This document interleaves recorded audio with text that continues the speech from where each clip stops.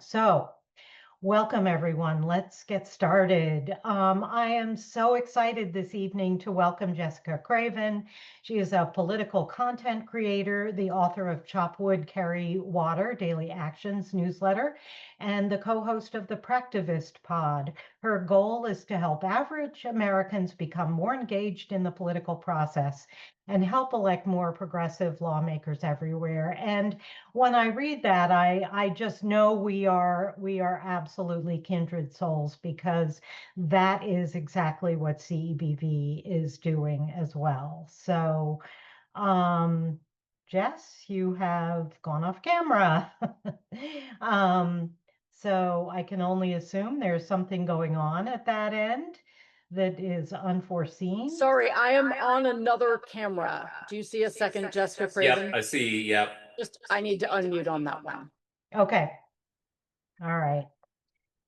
And so, Kathy, you might need to make that one co-host as well. Uh, okay. What would a Zoom be? Okay. There are two Jessicas now. There we go. Sorry about that. I just wanted to Yeah. use a better camera. That's okay. Welcome. So, welcome to Arizona. Yeah. So I always like to start by asking, I am utterly fascinated by the personal journeys that people go through to get to this time and place, to get to the work that we do. And mostly they are very circuitous journeys. They are not what we expect. So can you please just tell us a bit? Let's set the stage. How did you get to the here and now doing the work you do? Sure. Well, first of all, thank you for having me. Let me know if you can't hear. I'm hoping sound and everything is good. Okay, good. I'm so honored to be here. And yeah, my story is odd. I mean, it's like many of us, I started politics around the time Trump was elected, and I've always been really interested in it. Um, I'm one of those people who volunteered for presidential elections, but kind of didn't pay a lot of attention the rest of the time. And like many, many people, when Trump was elected the first time, energized is not really the word. Horrified, radicalized, perhaps. Realized that I had been sleepwalking, like many Americans, particularly white ones, chiefly white ones, maybe, into a situation that was horrible and that was partially of people like me, our own doing. And I, not to blame that completely, but I started feeling incredibly anxious and awful, as so many of us did. And I quickly realized that for me, the antidote to that was action. I felt I have to do something. My dad had taught me this saying when I was going through a difficult period earlier in my life: chop wood, carry water. He said, when you're going through tough times, you stay in the day you're in and you just chop wood, carry water. And if you do that, one day you're going to wake up and you will have gotten through. Um, so when Trump was elected and one of my girlfriends called me crying and said, what are we going to do? I just heard myself say the words, we're going to chop wood and carry water. And then I started looking for ways to do that and then sharing those ways. And that was how my newsletter, Chop Wood, Carry Water, started.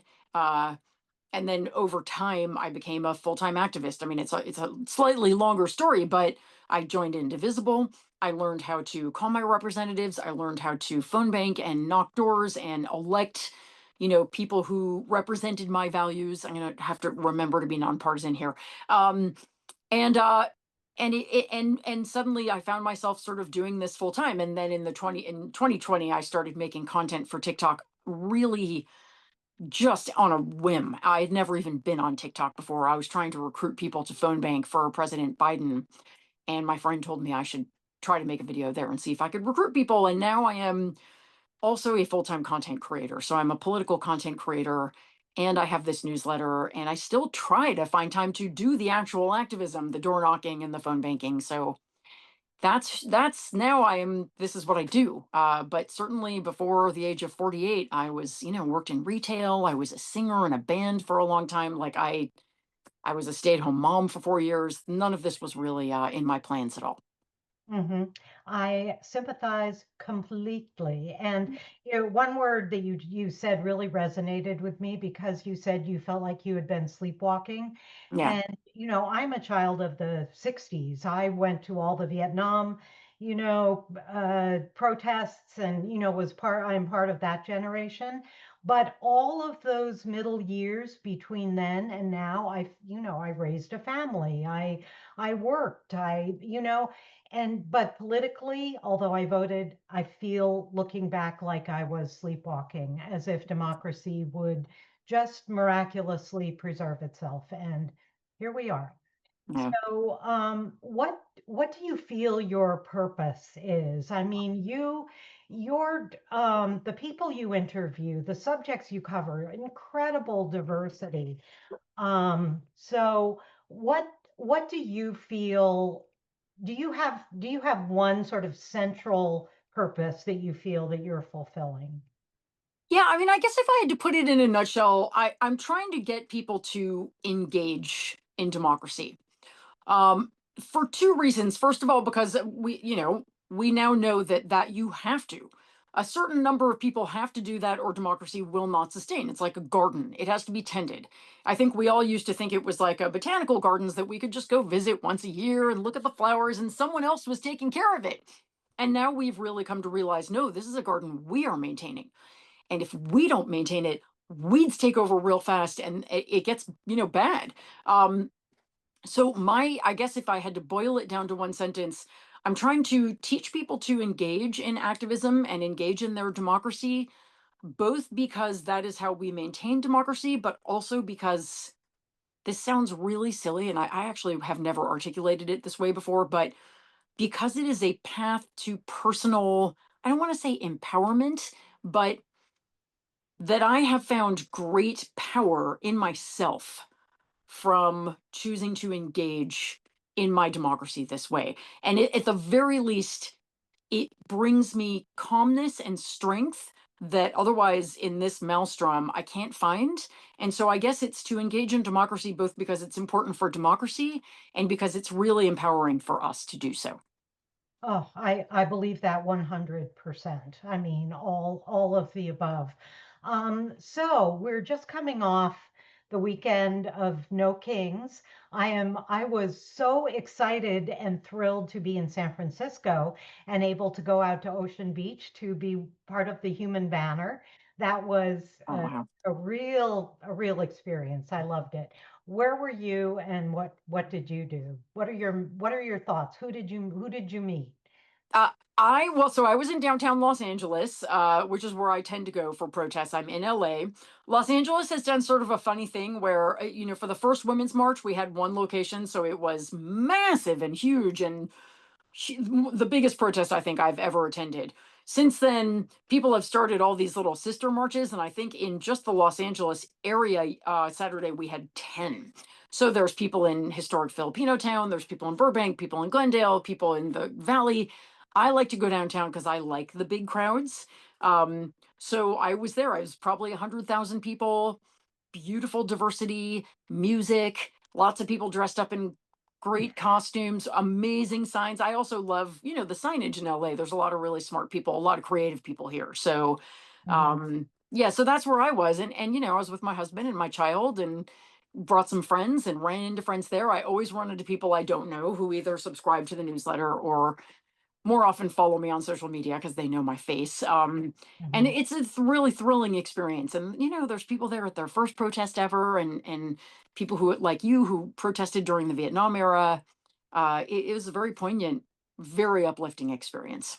Mhm. Yeah, I agree. I mean, I definitely felt a lot of joy, but also a lot of determination. And Yeah, that yeah, to me is just as important because this is going to be a long yeah, road. yeah, And I something I'll ask you about in a bit is, keeping that spirit alive, yeah. So, but what do you feel that these mass events achieve? I mean, do you feel that we are growing stronger as we go through all these different events? Yeah. Oh, yeah. There's no question. I mean, you can look at the numbers, and there was an indivisible call right before this one tonight, and they were talking about how we started with Mhm. hands off was 3 million. The Yeah. first No Kings was 5 million. This one, depending on who you ask, was between 6 and 8 million. I mean, obviously, no one will ever know for sure, but we do know that they are building in size and that they are building in quantity. And I think most people anecdotally know, like my sister-in-law in Ohio went to one for the first time ever. My friend's 90-year-old mother went to one for the first time in Iowa. Like, I think we all know people who went for the first time this time. Uh, but peaceful protests do accomplish quite a lot of things. First of all, if you want any shot at overturning an authoritarian regime, you've got about a 55% chance of doing so with peaceful protest, and you have about a 22% chance of doing so with violent protest. So we're not going to do violent. That's not who we are. It's not going to work. So peaceful protest has proven to be extremely effective, and we all understand now what we need to do, which is to get up to, more or less 3 to 4% of the American population consistently protesting. It does so many things. We all know how much we were revitalized by what we did this weekend, right? I mean, we were all exhausted. This is exhausting. It's debilitating. And you show up to something like that. And P.S., the Trump administration spent 2 weeks putting as much fear into it as they could. And they do this before everyone, but they're getting more alarmed by it. So they're working harder to scare people away. So even I, who am like very like, I'm not afraid of the protests. I know how great they are, but you do start to get infected by that fear. So then we show up anyway, and we have this incredible feeling of relief, of joy. So you get all of that. You get the solidarity. You get to show new people and people who've been maybe checked out but are starting to feel alarmed. Oh, look what's happening.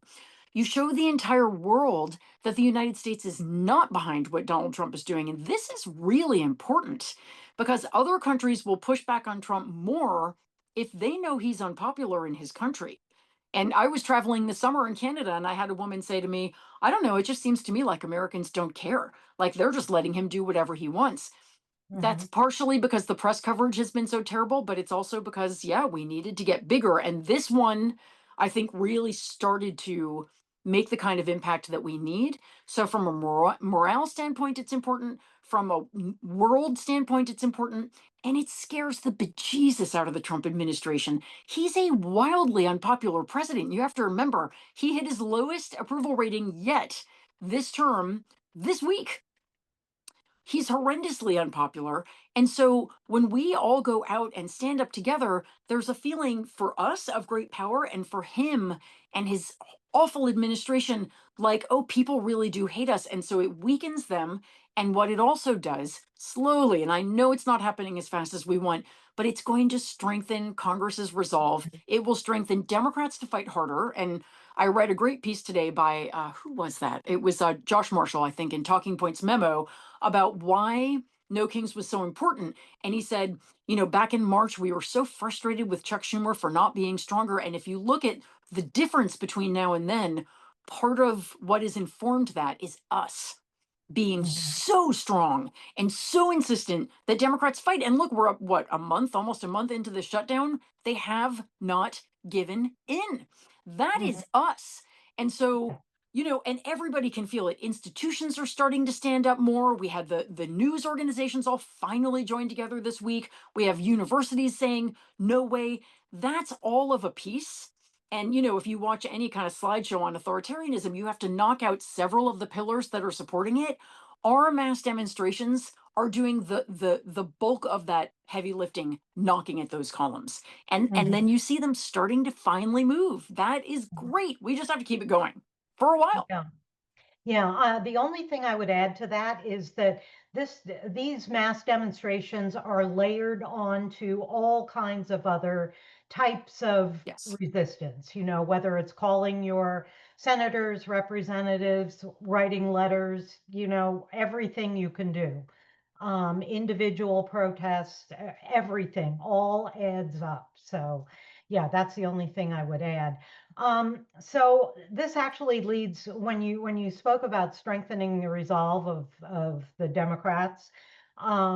So I listened to your interview yesterday with Josh Orton from Demand Justice, and my head well, not literally, but my head figuratively blew off when Yeah. he talked about Democratic senators who are now voting for Trump's unqualified judicial nominees. who he has personally vetted to make sure that they will be loyal to him and Yeah. not the Constitution or the law. So, what do we do about politicians who still think bipartisanship is earning them Cub Scout badges or something, some sort of little star? Um, Arizona, we just booted Senator Sinema because she prized bipartisanship above any policy that we could actually achieve.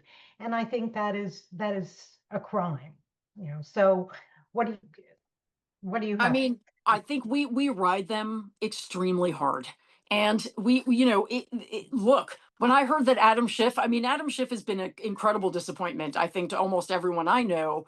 But when I heard that part of the interview that just recently he had voted that way, it's astonishing. It is extremely disheartening. So you hear things like that and you've got two choices. You can either go, oh, this whole thing is just forget it. Like these guys are forget it, you know, which some people do. But like, obviously, that's not going to fix anything. The only other thing we do is we organize, we join groups. A lot of people are in groups like this or indivisible groups or whatever. You organize meetings at their offices and you ride them over months and sometimes years. And you finally either get them to move or you select new options. And, Mhm. you know, every time I mean, again, I'm trying to not be too partisan, but we've proven that we're able to oust people who do things like that.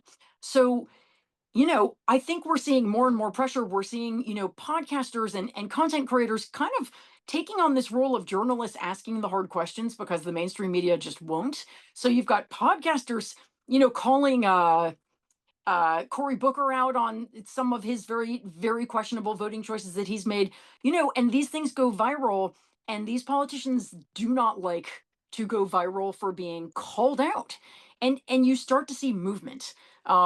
So yeah, it's extremely frustrating, but I've always been very clear that this whole thing, democracy, change, especially changing very this stuff is so ossified. It's been, you know, 200 years of just sort of like things working a certain way even though they haven't really worked. So we're trying to break all of that, and you know, flying a plane while also building it, while being under attack, you know, it's a lot. So we're doing the best we can. There some are falling short, some are doing great, and we're just going to have to keep pushing as hard as we can.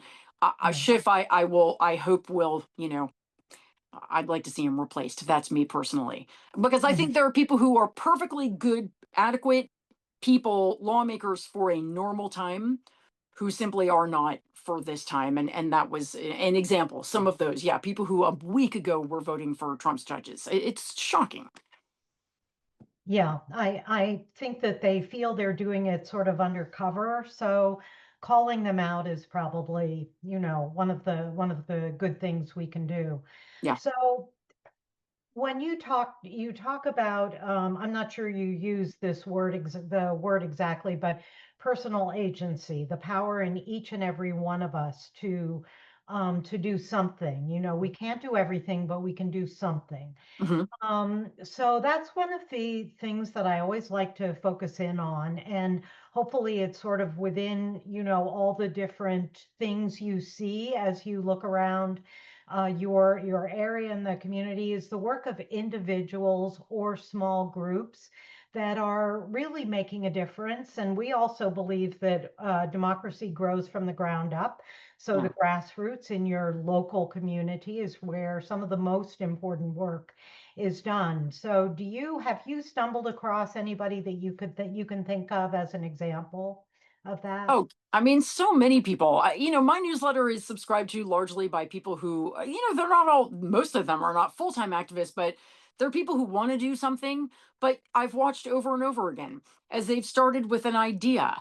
I'm going to do a Saturday postcarding thing at my house, and I'm just going to start inviting people and see where that goes. And suddenly they've got a group of, you know, 50 people. I've got people who go and stand on a corner in their town every week and have been doing it for since Trump was elected and have watched their numbers grow a little every single week. I've got other subscribers who do that in front of ICE facilities. And again, are watching their numbers grow larger. There's the wonderful story. This is not one of my subscribers, but a couple weeks ago, I posted in my Sunday Good newsletter about the grapefruit ladies, these Australian ladies who worked on starting the boycott of South African grapefruits in order to protest apartheid, and were just mocked in the beginning of just like, you're two ladies who sell grapefruits, like who, nobody cares. But eventually, sort of became the face of the boycott movement, and eventually had international leaders visiting them, and really became these people who were hugely important to getting the boycott movement off its feet, which of course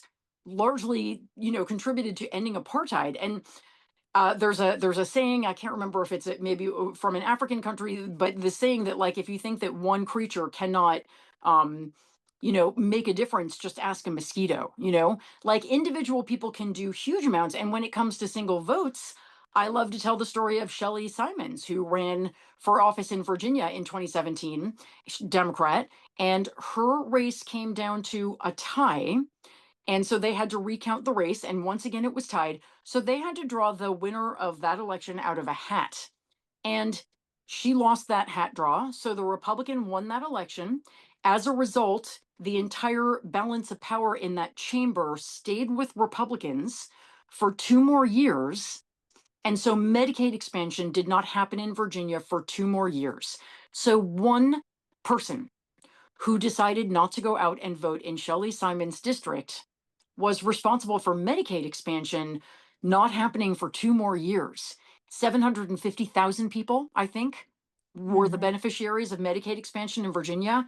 So I tell that story all the time, not obviously not to shame the single person who didn't go vote. We'll never know who those people were, but to remind people, like, you can be the person who tilts an election, and that election could have consequences far beyond anything you can imagine.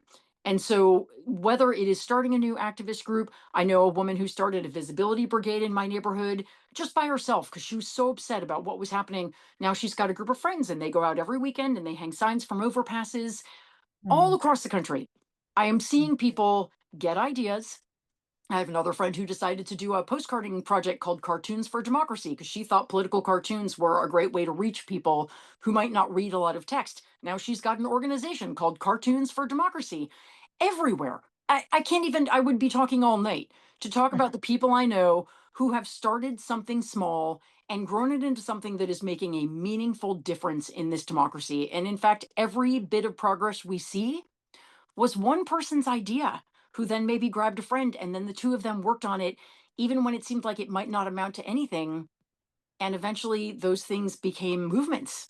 So, yes, it all starts with a single person. Ah, that's wonderful. That's wonderful. I do believe that, one of the jobs that we try to do, that you try to do, is to help people feel their personal agency, to feel their ability to do that, to do something. And it always just fills my heart to hear about people who are taking some action because they cannot stay on the sidelines anymore. So to sort I of would just, shift, and can I just add to go that ahead. one No, thing go that, ahead. like, I think that also, like, you try to find the thing that fits you.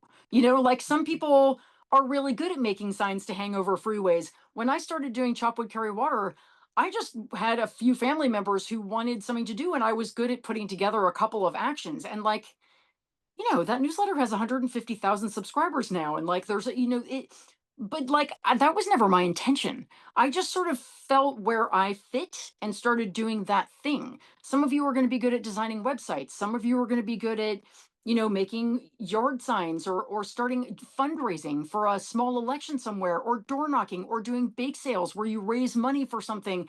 There's so many ways to help. That's the really cool thing, is that you will thrive if you find a thing that fits you really well. Yeah, yeah. Thank you for saying that. I couldn't agree more. So to sort of shift gears a little bit, we are in a political fight where real people are getting hurt every day, particularly Latino looking people are being rounded up. We have masked military basically on our streets. Farmers are losing the market for their crops. Medical solutions, this one drives me crazy. Medical solutions like vaccines that will save millions of lives are just being eliminated. Research, our entire country's supremacy really in the world of science and research, our leadership is just being decimated. So how do we look ahead? How do we look sort of beyond the place where we are now and reclaim our national values of empathy, being able to want to help other people. I really feel that there's something about our social fabric that has just been shredded over the past number of years. Do you think about that, and what do you think we should start contemplating in that direction? I do think about that. I think about politics, I would argue, probably 23 hours out of the day. I think I even think about it in my sleep. I wake up thinking about it, I go to sleep thinking about it, and I think about this a great deal. Um, I think that we have to do two things, right? We have to fight against these forces of evil, but it's also really important that we are helping the helpers to get to somewhere better. And I think that there is a growing consensus that, the reason we had a Trump win, it's pretty hard to understand and conceive of, especially the second time. But also the reason we get an AOC win, or the popularity of a Bernie Sanders, or the popularity right now of a Zoran Mamdani, is that all of these people are recognizing a very fundamental thing, which is that the American system is completely broken and that Mhm. Americans are more or less in despair over it. That despair has made some of them very angry. It's made some of them very cynical, a lot of them very cynical and or very checked out. And then, there are the people who are just like working relentlessly to try to fix it. I just want to be with Team Fix and help Team Fix in any way I can. Sometimes that's going to look like working to elect a politician who I know has got actual solutions. And again, I'll be nonpartisan, so I'm not going to say who some of those people are, but whatever. We can all imagine. Um, really making sure that people like that get elected, working on elections for people like that who not only have ideas for how to fix things, but excite people about being in the political process. It's really important. Um, I think we all need to spend a certain amount of time dreaming about, imagining, savoring the idea of living in a country where we can afford healthcare. What does that look like? Is that how does that come to pass? Who are the people working on those policies? How can I help them? What does it feel like to live in a country where I'm not afraid to send my kid to school because we've passed common sense gun laws? And I know in a way it hurts because we're so far away from it, but every success story starts with a dream, right? It starts with a vision. If we just go, it's too messed up here, I give up. And I hear this every day from people who are just like, I hate it here. I get that comment all the time. Well, Mm. yeah, it's bad here, but it's also really, really, really horrible in a lot of other places. Like it is bad here, but we still have it pretty good compared to the vast majority of the world's population. And even the most broken things, they can be fixed. Look at where this country was 100 years ago. Look at where it was 50 years ago. Like, it is horrible right now, but things can be fixed. They will be fixed. We can rebuild. We must rebuild. You can't take this many people and just abandon the country, right? Like, we've got to figure it out. So, again, I spent a lot of time looking for people who have ideas, people who are talking about visions, people who are encouraging people to get involved and dream about what it looks like to recreate this thing entirely. And then I try to support them. So Mhm. sometimes I dwell in the anger and the like, look at this, look at what they just did. But I really also do try to dwell in the vision and in the celebrations. And this is the last thing I'll say on this is that the reason I do my good news roundup on Sundays, which I frankly stumbled into almost as an accident because I was looking for a perk for paid subscribers on my newsletter. I didn't end up keeping it as a perk because I actually got disgusted with the whole idea of paywalls. So I don't have a paywall on my newsletter. Everybody gets the good news. Everybody gets anything that I offer because I hate shutting people out. But the good news roundup has become the most important part of the newsletter. I mean, I honestly think half of my subscribers only subscribe for the Sunday newsletter. Um, but I make them get the actions too, because I hope they'll take them occasionally. But we need to stop and acknowledge when things have gone right, elections that we have won, climate victories that we have had, especially on a state level or a county level. Really good things are still happening. People who are standing up and fighting and winning, institutions that are fighting back or saying no, all of those victories. We've got to stop and celebrate them. Because if all we're doing all day is going, oh, this is messed up and this is messed up and oh, this is, we're going to burn out. We're going to die of exhaustion. So I'm a huge believer that what we focus on grows. So I try really hard to encourage people to take at least some time every week to not only focus on those victories, but amplify them. You know, Gretchen Whitmer just signed a new budget in Michigan that's got all kinds of great stuff for climate and all kinds of other stuff. Barely anybody knows about it because everybody's so busy talking about the Trump AI poop video. And like, that's important in a way, but like, so are the wins. It's so important to amplify the lawmakers who are getting stuff done and to give people some hope when something good happens. When New Mexico just recently passed this policy for free childcare, I believe, for everybody in the state. I made a video about that. Nobody knew. People were like, what? Really? Like, so it's very important. I urge everybody here, if you read a good news story, post it, share it, send it to me, and I'll put it in the newsletter. It is so very, very important that we give people hope because hope breeds resilience and it gives people strength to keep fighting. If we feel like we're losing everywhere, which P.S., we're not, we're going to give up. So I'll really close by just saying one thing I really urge. I don't like to tell people what to do, but do not be the human version of a doom scroll, please. It is so very important that we are not just a source of, oh, everything's so messed up, here's another thing that sucks, but that we bring people to, yes, this is really rough, and here's something we can do. I hear that if we win all these elections in November, that's going to make a really big difference. So, do you want to talk about how we could help with that? Or, hey, there's another protest in a few weeks. Do you want to come with me? So that we're constantly bringing people towards their personal power, the organizational power, community, joy, resilience, because that is how we stick in this in the long term and how we eventually win. Oh, you said so many things in that I would love to be able to build on, but I want to ask you, you interview so many interesting people, and I would like to know how you identify who you want to interview and how you get to them, I guess. Maybe that's personal for me, but because I try to do the same thing like you, having you here. So can you speak to that for a minute? Yeah, well, I mean, the weird thing about being a content creator that has at this point not a huge following, but big enough following, since the mainstream media is not doing their job, politicians are very eager to reach out to content creators who have platforms that are bigger than their social media platforms. And in a lot of cases, not all cases, in some cases I do. So some of them come to me. That is a weird thing that has happened in the last year or so, where I will be approached by Chuck Schumer's office or by somebody else, and asked if I ever want to, do an interview or share some clips. So that's part of it. I sought out the demand justice people. I think they approached me, but I very eagerly said yes. So that people will come to content creators now and to people who have Substack newsletters with big followings because they want to get the word out. And again, the news is just not cutting it anymore.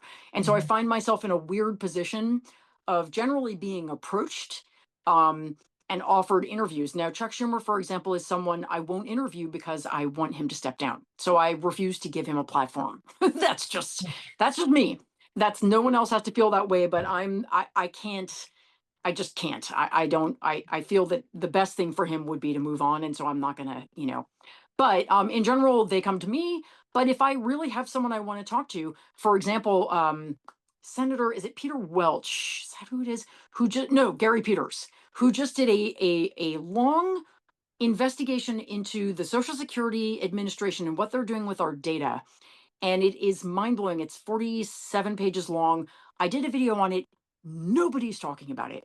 Nobody, and it is insane. And so I did a long video about it, and then I've been reaching out to his audience. I mean, to his office, saying, can I please interview you about this? I want to try to get the word out. Took them a little while, but they just responded. And so I'm going to try to, some of them don't trust content creators. They don't know. It's kind of new media. But I want to help get the word out about that crazy report. And the news is not covered. Not a single mainstream media institution has touched it. And it's earth shattering. Like in any other normal world, it would be all we're talking about is that our data, all of our most personal data, has all been uploaded to a insecure cloud server. And we don't know who's got access to it. And we don't know who's running the Doge groups who are overseeing it. They won't let anyone in to see what they're doing. There are armed guards around where they're working. It's totally insane and nobody knows about it. So in that instance, I'm really trying to chase him down. But it varies from thing to thing. But Supreme Court is something I knew people would want to hear about. So I try to talk to people who have something to say that people are interested in and maybe not hearing as much about. That's great. That's really interesting. One of the other things that I like to build on that you had said is, you have to be able to dream and have a North Star of where you want to go. And it cannot be just, I want 20,000 more people to be on Medicaid.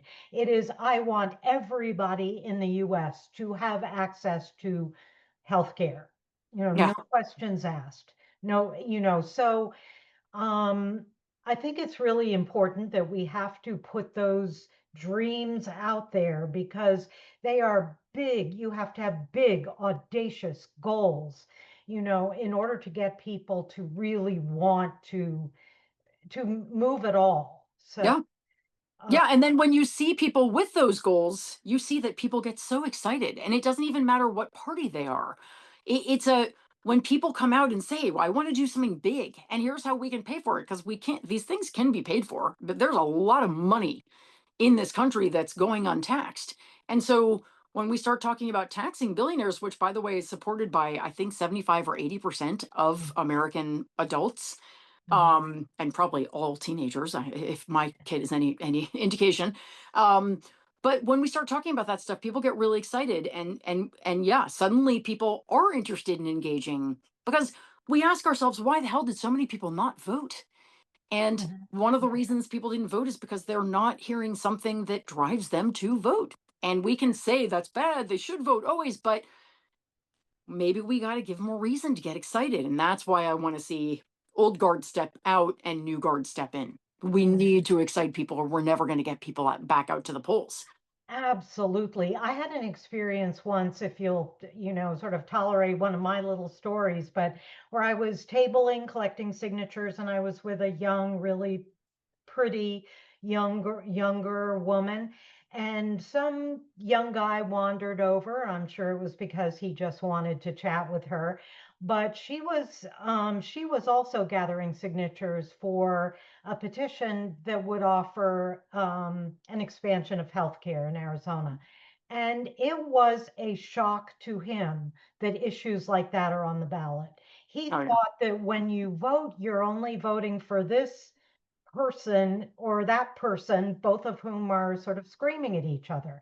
Yeah. So I always like to think of voting as voting for, your politicians will always disappoint you, but your values and beliefs and issues will not. Yeah. So those are your North Stars. Those are the things you work for. Yeah. And the politicians, to some extent, are the vehicles that you need to use to get there. 100%. So, yeah, exciting people to get them to vote, I think is really, really important. Yeah. Mm. So, do you ever think about your audience in terms of segmentation or segments, or are you talking to the base? Are you talking to the persuadables? There's a lot of discussion around what do you do with people who are in the MAGA cult, and can you talk to them? Can you persuade them? Do you think about how you shape your content to reach a certain segment of people? I don't really. I think that I am not someone who feels like I am best used trying to convert MAGAs. I just don't. I don't like arguing with people who are that fixed in their thinking. And for the most part, when I've tried, I've just gotten very frustrated and depressed. But what I am, and I think there are people who like that's a strength for them. And again, like you go where your strength leads you.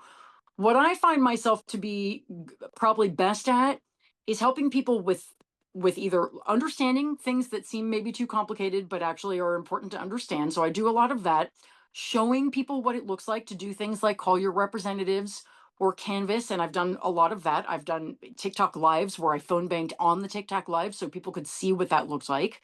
Um, but also messaging. So what I try to talk about things in a way that what I'm hoping is that people are hearing the way I talk about it. And then when they go back to talk to people in their lives, they're able to use some of the language that I'm using, which, P.S., I read a lot. I also go to a lot of meetings where we talk about polling, messaging, how Mm, best to frame things so that they mm, make sense to people, what words are less useful to use and what words are more accessible for people. So, and then I try to turn around and do that so that if people are sharing my videos, like with a friend, say, maybe that friend is going to learn something that they didn't know before and they trust their friend enough to watch the video. So I don't know that I'm really going to convert many Trump voters, but I'm hoping I might be able to speak to not just people on our side who need a little help understanding stuff, but also people who are like a little indifferent. Or I think often of my this physical therapist I went to last year. I got frozen shoulder, which is sheer hell. If you've ever had one, you know. Anyway, I went to him for a while, young guy in his 20s, and this was shortly after the election. Probably there was some correlation there, and but in the process of talking to him over a couple of sessions, he finally admitted to me, we didn't talk about politics much, but I finally said I worked in politics. And he said that he didn't vote. And when we started, he didn't vote in the election at all. And when we started talking about it, to make a very long story short, what came out was that he didn't understand. He didn't know, like you said, that with the person that your young woman friend talked to, he didn't know the kinds of things that were on the ballot. I remember mentioning book bans. He had no idea that books were being banned. He didn't know what state legislatures did. And so as we talked about it a little time, he said something to me which I will never forget, which was just, thank you for explaining this to me and not shaming me. He said, usually when I tell clients that I didn't vote, they just shake their finger at me. But no one's ever explained to me just the basics of how this all works. So I mm, really appreciate that. So I think about him a lot. I'm trying to reach people who are embarrassed to admit that they don't understand, but because they don't understand, they don't do. They don't vote, or they don't volunteer, or they don't get more engaged. And so I have people tell me a lot like, you're the reason I started calling my representatives, or you're the reason I'm at this protest, you're the reason I signed up for that phone bank. And that makes me feel like I have done what I do with some effectiveness and makes me feel mm, really good. Or I use some of your talking points. This is the last thing I'll say. My friend Sander and I have started making these videos together where he sort of pretends to be like like an independent, sort of not Trumpy, but like a little bit more buying into Fox News talking points. And then I sort of talked to him about the reality. And we did one about trans people in sports. And we worked with Charlotte Clymer, who's an amazing trans activist and author, and she helped us with the script. And it's gotten, I don't know, millions of views. It did really, really well. And this woman wrote me and she said, oh no, MJ, my kid told me. They said, Mom, one of my friends at school told me that she saw your video about trans athletes and that night she went home and she used the things that you said in a discussion with her dad. And she said it was really good and really helpful. And when those kinds of things happen, I feel like, that's, I did my job well. Because a lot of times we're just trying to help Americans who don't pay as much attention as we do understand the truth in a situation where nobody knows what to believe anymore. mm. Ah, I love that story.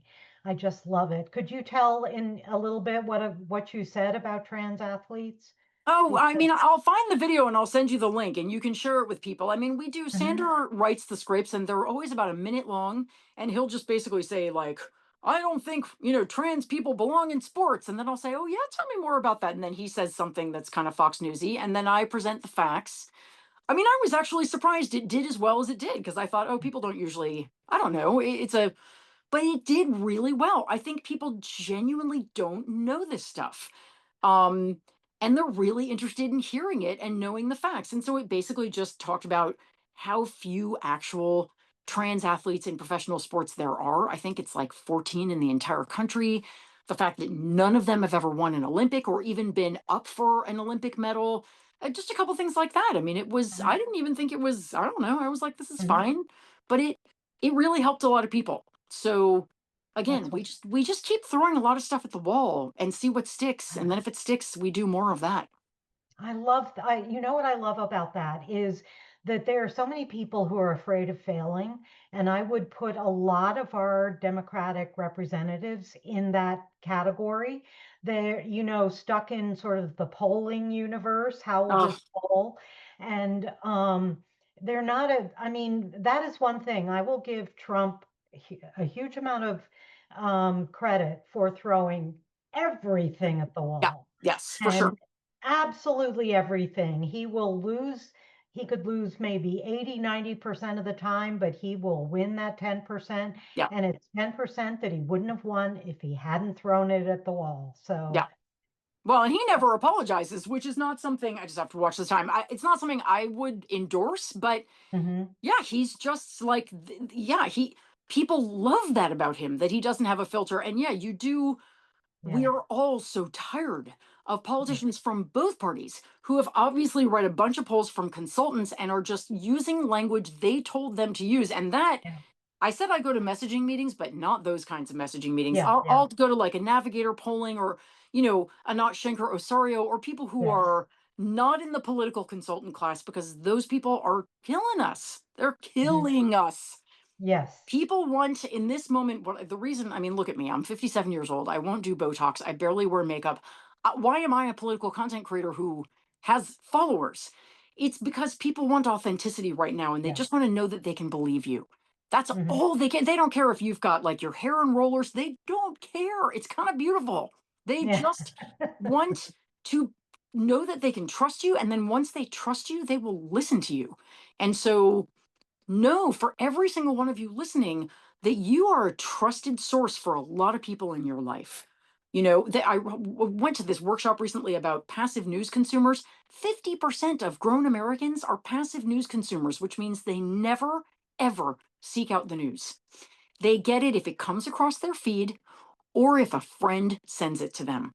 So know that you are a source for the people in your life. You have a lot of people in your life who are probably only getting their news from Facebook, their YouTube feed, or maybe you. Maybe mhm, if there's a local election in your area, they have no idea unless you text them about it. That's why I just made a document up of little text messages that people can send to friends in all of the different areas with elections right now, just letting them know that they're happening. Because if I get a text from my sister saying, hey, Jess, did you know there's an election on November 4th and you should vote for, Jane Doe?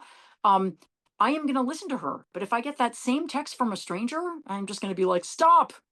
Too many text messages. So this is called relational organizing, and it's a huge part of what we can do, particularly in an environment where Americans have largely stopped trusting anybody who's not known to them personally. It's a crazy mhm. environment, but we got to work with it. Yeah, I love that. So here's a question from our chat, and this is Arizona specific. What do you think we could finally do, and what tactics could we use to get our Congresswoman Adelita Grijalva sworn in? I think, well, I know that Chris May is sued today. Yeah. I'm Mhm. assuming everybody has been calling their reps. And also, I always tell people to call Mike Johnson's office Mhm. directly. Like to There's annoy him. there's something very crazy going on with this. I mean, the amount of flack he's taking, the amount of gymnastics he's doing to justify it, it is insanity at the highest level. I think Americans can see that that's what it is. And I think that once the government is reopened, he will swear her in. I think he's going to run out of runway at that point. But all we can do now is, I guess, just call his office, call your representatives. I mean, if he still refuses to swear her in after the government reopens, then I think we have to threaten a general strike. I honestly, I think that a general strike is probably in our future, and we all have to get ready to be willing to stop buying anything we don't absolutely need. and then only buying from small businesses. I come from a family of small business owners, so I always want us to support the small businesses. But like at this point, I kind of feel like anyway, we need to be really pulling back from giant corporations as much as we humanly can. But yeah, I don't know, man. This kind of thing is unprecedented, but I try to just keep shedding light on it. Keep, again, telling people you know who are not paying attention. Did you know that this is happening? Because once they hear it, they might be willing to like make a phone call their rep and say, I've never called your office before, but I am calling you because this is so outrageous, because those are the kinds of calls that representatives are going to pay attention, particularly if they say, I have voted Republican, I voted for you, and I am furious about this. So if you find people like that, get them to call, give them a script, give them the office phone number, and stand with them while they do it.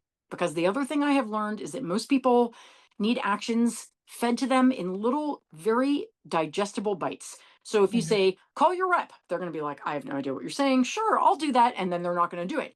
If you say, call your rep, here's a script, maybe there's a 30% chance that they're going to do it. But if you send them a text message with a line by line script and the phone number in the text, so all they have to do is press that number, phone lights up, calls the number, and then they read the script off their phone, you're getting up to like an 80% chance that they'll do it. Yeah, I like the idea of annoying Mike Johnson, though. Oh, yeah. The more the better. So we're getting down to the last few minutes of the call. So I know I always have the question, and I also see it in the chat. What do you do to keep from feeling overwhelmed, to keep from just sort of shrinking back and saying, I can't believe what we're going through. How do you keep yourself energized and moving forward? Yeah, that's a great question. I mean, first of all, very strong tea twice a day, which is, a big part of it. So a lot of it is just caffeine. But also, all joking aside, couple things. I think, exercise, I'm not a big exercise person, but I try to get out and walk at least every other day because it is really important to just get out and like touch a flower or something. Community, family. At about, 6 o'clock, usually by now I would, but tonight is different. But usually at 6 o'clock, I am done for the evening. Like the phone goes off, everything goes away, and I spend that time with my family because, first of all, I have to, like, that's important, but also unplugging time is just as important as the plugged in time. Art is hugely important during living in a fascist moment. So, because fascism, starves to death basically where art and community are. So, going to museums, going to the movies with a friend, going to parties even when we don't feel like it because we're too depressed, getting out and going out into the community in any way is so hugely sustaining. So those things, and then the other thing, which is just so very, very important, is I keep things in the day. And this goes back to the chop wood curry water thing. When people say to me, I mean, and I hear this maybe 10 times a day, every day, Trump is never going to leave. We're hearing this a lot this week. He's never going to leave. Well, I can't deal with that right now. That's in 2028. That is the thing I'm going to file away in, like, well, we'll deal with that in 2028, right? Or we're not going to have midterms next year. Okay, first of all, stop saying that. But secondly, that's next year. Like, what am I doing today? Did I call my representatives? Did I do my work today? Did I make, in my case, my videos, whatever? And then I'm done. Now I'm going to go watch Netflix, or I'm going to go play with my cat, or I'm going to go. We have to know how to keep it in the day. Just like, in the 12-step programs, they say one day at a time. There is a reason for that because we can handle anything for a day that we could never handle if you told us we had to do it for the rest of our lives. One day at a time. So when I start thinking, oh my God, what if they do the, the second I'm in the what if game, I am losing. Here I am in the day where here I know exactly what we're dealing with today. Trump is tearing down the goddamn White House. Whatever is happening today, I'm going to fight that fight, and the rest goes into a file in my brain that I put in a filing cabinet, and I will return to it when it is relevant. And I would say that is the single biggest tool I use. Do not future trip. It will absolutely destroy you. And also, 90% of the time, you will be tripping about something that is not going to happen. Maybe more. Do you remember how many times in the first few months of Trump's term, oh, on such and such a date, he's going to declare the Insurrection Act. Oh, on April 28th, he's going to declare, oh, on the first protest, he's going to declare the Insurrection Act. Oh, no, it's the second protest. He's going to, even this one, oh, there was a huge content creator out there saying, I know for a fact he's going to declare the Insurrection Act on No King's Day. How many people lost sleep over that? It didn't happen. So deal with what is happening. Let go of the rest. That is how we survive. That's how I do it anyway. That is great. And I think that is a fabulous note to end on. I see a ton of love for you, both in the chat and also in lots of hearts and appreciation. So, Jess, I cannot thank you enough for taking time out of your schedule and away from your family to join us here in Arizona. We really, really appreciate it. And hopefully, we will send a follow-up email to all of our attendees and all of the people who signed up. We will include links to your content. So I wish you strength and resilience, and we will keep moving on.